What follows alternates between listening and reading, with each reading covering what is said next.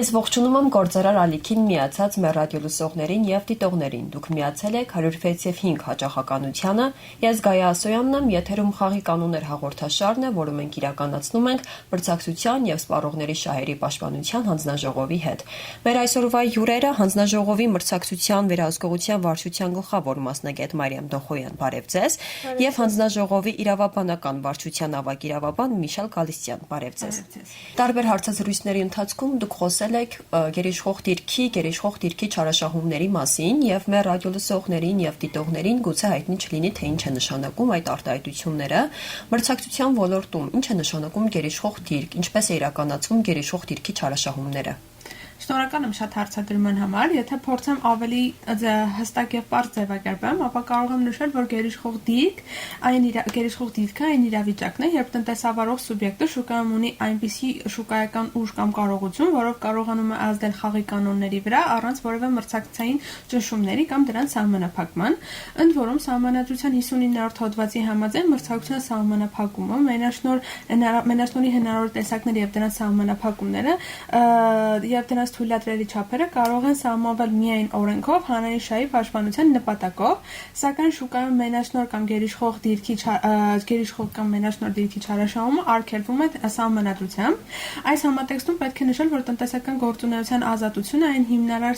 սահմանադրական սկզբունքներից է, որոնք հենց դրված են տնտեսական մրցակցության սպառողների շահերի պաշտպանության մասին օրենքի հիմքում, այսինքն տնտեսական մրցակցության սպառողների շահերի պաշտպանության մասին օրենքը նախատեսում է կարգավորումներ, թե ինչ է ընդհանուր առմամբ համարվում գերիշխող դիրք եւ երբ է գերիշխող դիրք ունեցող տնտեսավարող սուբյեկտը թույլ տալիս իր այդ դիրքի չարաշահում։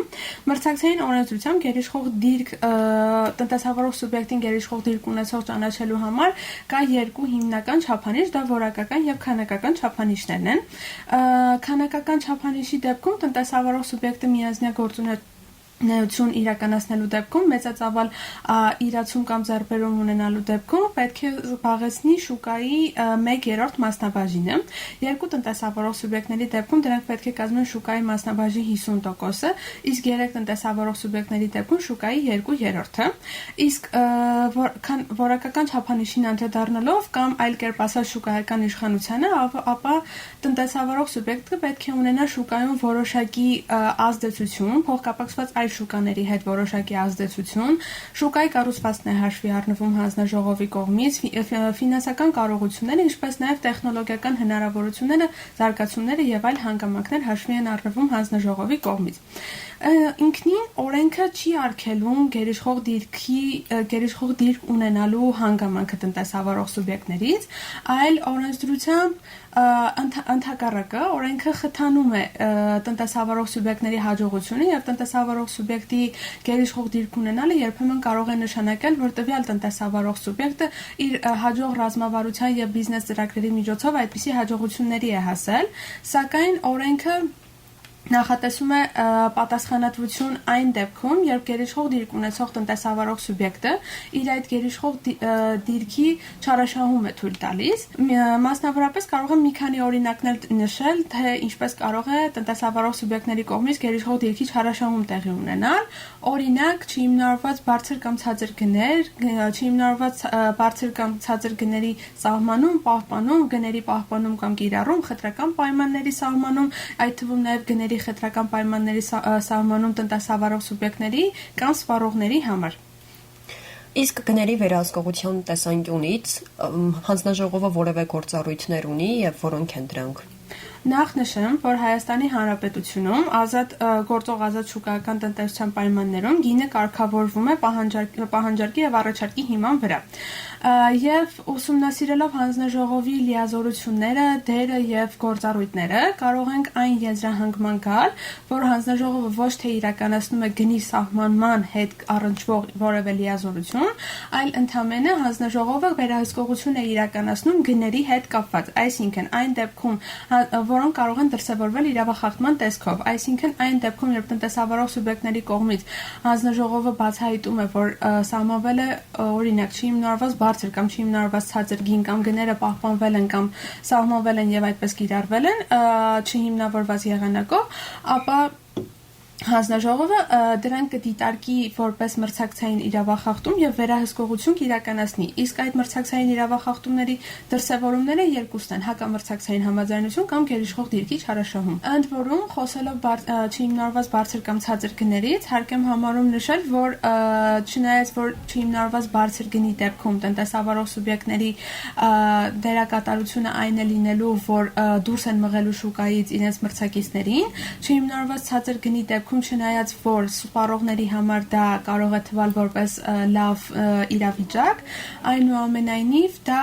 նույնպես մրցակցության տեսանկյունից մտահոգիչ է, քանի որ դա հեռանկարային տեսքով է ավելի մտահոգիչ, քանի որ դրա արդյունքում տնտեսավարող սուբյեկտը մուտքի խոչընդոտներ է ստեղծելու շուկայում եւ դառնալով մենաշնորհ դիրք ունեցող ընկերություն տնտեսավարող սուբյեկտ հետագայում իր կորուստները փոխարինելու համար գինը շատ ավելի ահռելիորեն բարձրացնելու է։ Եթե չեմ սխալվում, նաև պետք է հանձնաժողովն ուշադրության կենտրոնում պահի այն բոլոր դեպքերը, երբ շուկայում գերիշխող դիրք ունի ընկերությունը, եւ եթե կրկին չեմ սխալվում, այդ դեպքում այդ շուկաներից է նաև հավիձվի շուկան։ Այս պարագայում այս ամեն ինչպես է կարգավորվում։ Այո։ Նախ շնորհակալ եմ հարցի համար,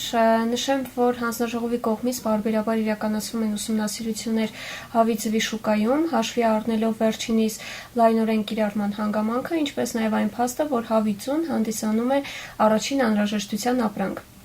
Եվ հետևաբար ինչ-որ խնդիրների հայտնաբերման դեպքում էլ իրականացվում են վարույթային պրոցեսներ։ Ինչպես մյուս բոլոր ապրանքների շուկաների ուսումնասիրության շրջանակներում, այնպես էլ հավիձվի շուկայի ուսումնասիրության ժամանակ հանձնաժողովի կողմից սկզբում իրականացվում է շուկայի կառուցվածքային վերլուծություն, այսինքն առանձնացվում են այն հիմնական տնտեսվարող սուբյեկտները կամ հիմնական խաղացողները, որոնք առկա են շուկայում, նրանց դիրքը, փոխազդեցությունը, կապերը, կենտրոնացվածությունը շուկայի,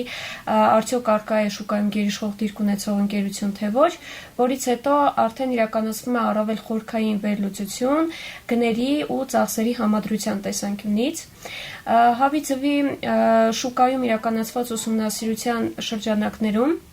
հանձնաժողովի կողմից դիտարկվել է թռչնաբուծարաններում արտադրվող կճեպով իրացվող հավիձվի ողջ տեսականին,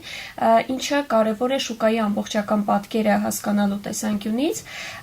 եւ այստեղ կարևոր է նշել, որ հավիձվի շուկան ինքնին հանդիսանալով առաջին անհրաժեշտության ապրանքի շուկա, ու վերջինիս բնորոշվում է պահանջարկի հարաբերական կայունությունը։ Ինչ է սա նշանակում։ Սա նշանակում է, որ հավիձվի սպառման ծավալների փոփոխությունները էական ինչ-որ ազդեցություններ չեն կրում, փոփոխությունների չեն ենթարկվում այդ տատանումները, նույնիսկ եկամուտների փոփոխության կամ գների փոփոխության պարագայում։ Այսինքն սպառողները ամեն դեպքում անկախ գների եւ եկամուտների փոփոխությունից ձեռք են բերում հավիձու։ Եվ այս շուկայի կառուցվածքային վերլուծության արդյունքում հիմնականում առանձնացվել են մի քանի խոշոր ընկերություններ, խոշոր արտադրողներ, որոնք առկա են շուկայում, եւ այնպիսի ընկերություններ նաև փոքր ու միջին, որոնք գործում են խոշոր արտադրողներին զուգահեռ։ Որպես խոշոր արտադրողներ կարելի է նշել օրինակ Արաքս թռչնաֆաբրիկա, Լուսակերտ Էլիտ, Գնթունիք, Արզնի, Շիրակ ԹՖ ընկերությունները եւ այլ ընկերություններ, որոնք կարևոր դեր են խաղում եւ հիմնական արտադրողներն են հանդիսանում շուկայում։ Կարող ենք կարևոր փաստ եւս արձանագրել, որ շուկայում ժամանակ առ ժամանակ նրանց մասնաբաժինները փոփոխությունների են ենթարկվում, որովհետեւ վերջինս կախված է տվյալ ընկերությունների իրացման եւ արտադրության ծավալների աճով, ընկերությունների բիզնես գործունեության ընդլայնման հանգամանքով եւ հետեւաբար եւս մեկ անգամ նշելով այն հանգամանքը, որ հավիձուն համարվում է լայնորեն կիրառվող ապրանք ու առաջին անհրաժեշտության ապրանք, հետեւաբար վերջինիս շուկայի ուսումնասիրությունը մշտապես գտնվում է հանձնաժողովի ուշադրության կենտրոնում եւ պարբերաբար ժամանակ առ ժամանակ կատարվում են այդ ուսումնասիրությունները, որպեսզի պարզենք եւ հասկանանք արդյոք շուկայում առկա ձևավորված շուկայական գները ողջամիտ են եւ օբյեկտիվ տնտեսական պայմաններով հիմնավորված են, թե ոչ։ Իսկ մրցակցության տեսանկյունից այս շուկայում ինչ խնդիրներ կան։ Շուկայում տարբեր տարիներին իրականացված ուսումնասիրության շրջանակներում ու վարույթային պրոցեսների արդյունքում կոնկրետ քեյսերի շրջանակներում իրականացված ուսումնասիրությունների դեպքում մի քանի հիմնական խնդիրներ են առանձնացվել։ Թերևս առաջին գլխավոր խնդիրը դա կախված է հավի ձվի գնի եւ վերջինիս ինքնարժեքի անհամապատասխանության հետ այն առումով, որ ժամանակ առ ժամանակ, այսինքն որոշ ժամանակահատվածներում տնտեսվարողների կողմից այնպիսի հավի ձվի գներ են արկա եղել, երբ ինքնարժեքը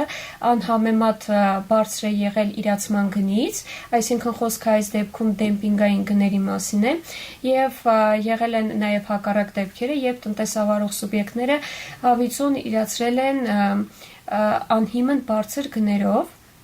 Եվ այս երկու դեպքում էլ վերջիններիս կողմից կիրառվել են խտրական գներ, խտրական մոտեցումներ, արդյունքում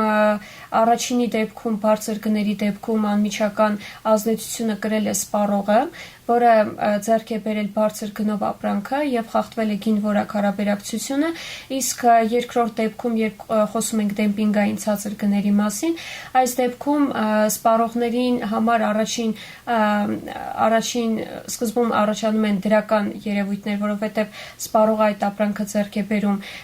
ցածր գնով սկզբում, բայց հետագայում դա խնդիր եւ ռիսկ է հանդիսանում մրցակցության տեսանկյունից այն առումով, որ շուկայում գործող խոշոր տնտեսավարող սուբյեկտը օգտվելով իր հնարավորություններից, օգտվելով իր ենթակառուցվածքներից, ունենալով փոխկապակցված ընկերություններ, կարողանում է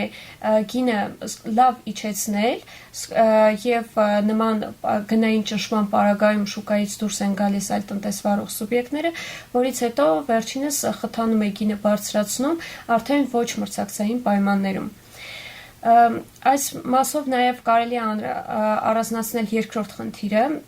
որը շուկայի ուսումնասիրության ժամանակահատվածում առանձնացրել ենք, դա կապված է հավի ձվի գների իրացման ուղիների եւ ընկերությունների փոխկապակցվածության հետ։ Այսինքն գրանցվել են դեպքեր, երբ տնտեսավարող սուբյեկտը, ձուն արտադրողը, հավիծուն մեծամասամբ իրացրել է իրեն փոխկապակցված ընկերություններին, վերջիններիս տալով համեմատական առավելություն։ Այս երկու խնդիրները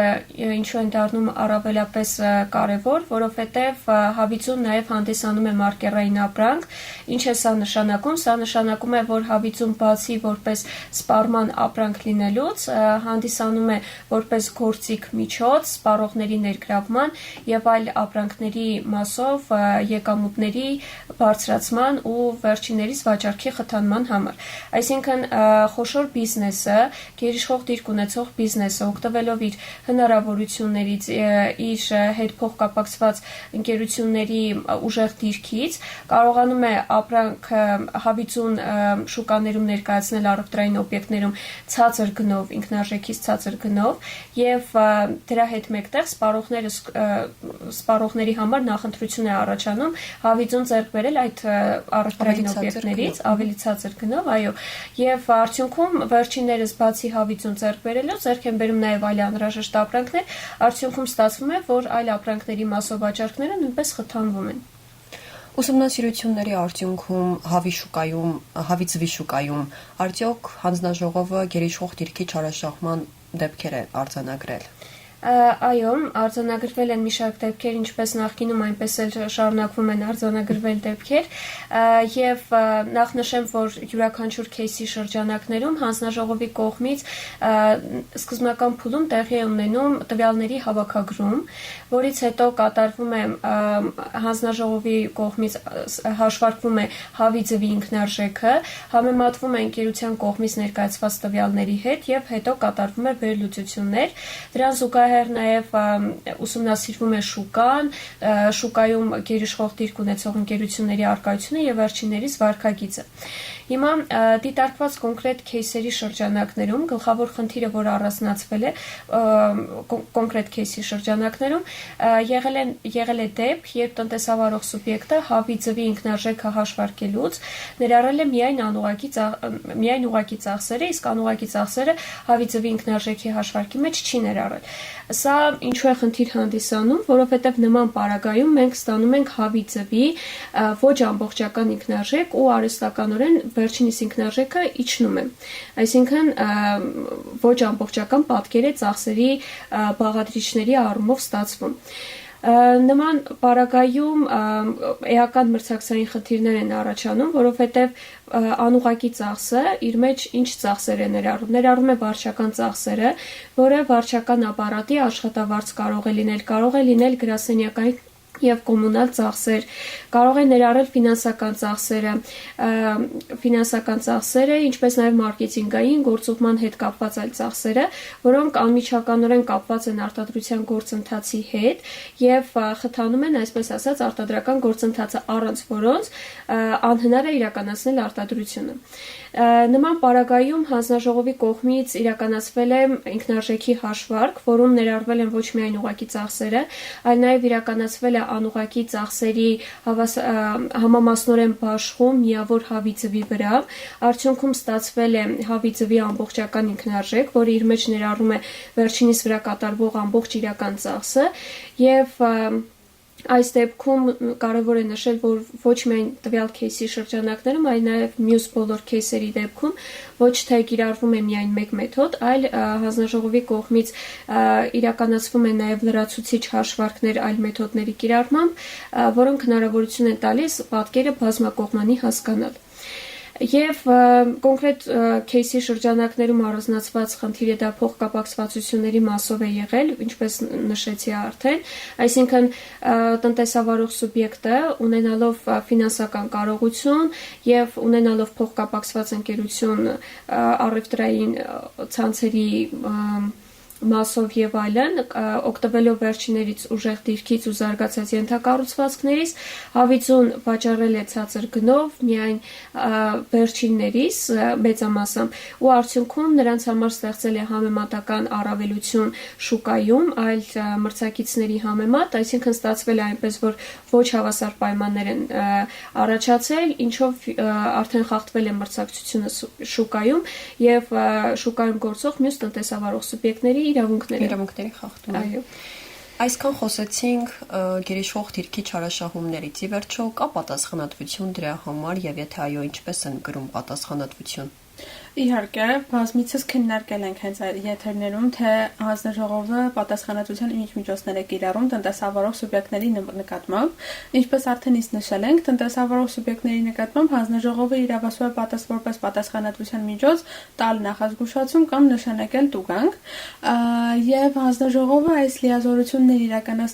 իրականացնում է առաջնորդվելով իր կողմից ընդունված ենթաօրենսդրական իրավական ակտով,